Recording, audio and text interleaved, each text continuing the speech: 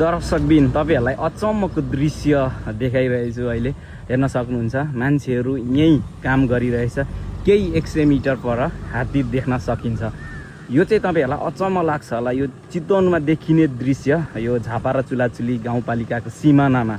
जंगलमा देखिएको दृश्य हो दर्शकबिन हैन यी जेसीबीले फोरहरु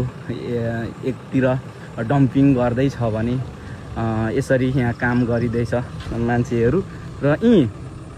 दुईटा हात्ती देख्न सक्नुहुन्छ प्रत्यक्ष यो चाहिँ अचम्मको बिचराहरू जंगलमा यसरी खाना नपाएर अब अहिले देश जंगलमा पनि त केही छैन बाध्य भएर यसरी फोहोर फ्यालेको ठाउँमा सागसब्जी फ्रुट्सहरू खोजी खोजी खाइरहेछन् यो चाहिँ अब के भन्ने यति यो देख्दाखेरि मान्छेहरू यी काम गरिरहेछन् हात्ती यी छन् यो हात्तीले मान्छे मार्छन् भनेर सोच्नु अचम्म हैन त अहिले देखिएको दृश्यबाट के थाहा पाइन्छ भने यो त यी घरपालुवा जसै देखियो तर जंगली हात्ती हो दर्शकबिन तर यो अब राज्यले ध्यान आकर्षण गर्नुपर्छ यो हात्तीहरुको लागि जनावरहरुको लागि फालफुल नभएको कारणले यसरी गाउँ बस्तीमा हात्तीहरू आएर फोहोर खान बाध्य छ बिचराहरू है यही काम गरिरहेछन्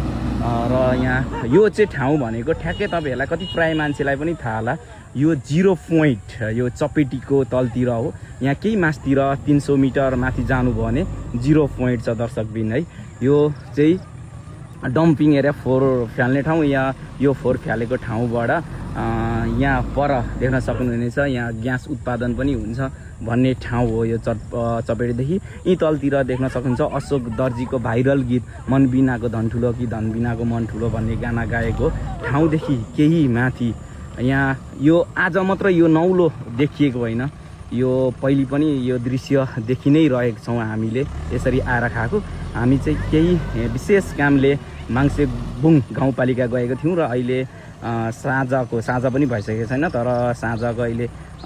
6 बजिसकेको छ 6 बजीको यो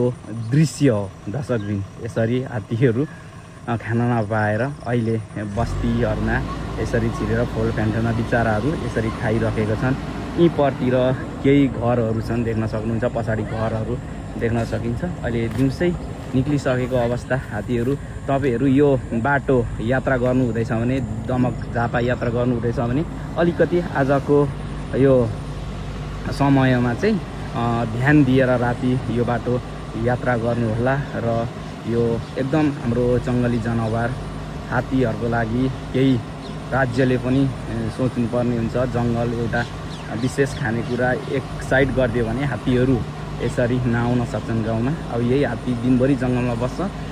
बेलुका भएपछि निक्लिन्छन् उनीहरूलाई पनि भोक लागेर बाध्य भएर निक्लेको र गाउँमा खाना नपाएर गएका हात्तीले रिसाएर मान्छे मार्ने गर्छन् दर्शकबिन यो चुलाचुली गाउँपालिका र दमक नगरपालिकाको सिमाना जंगलमा यो दृश्य हात्तीको तपाईहरुलाई देखाउँदैछु हस्त धन्यवाद।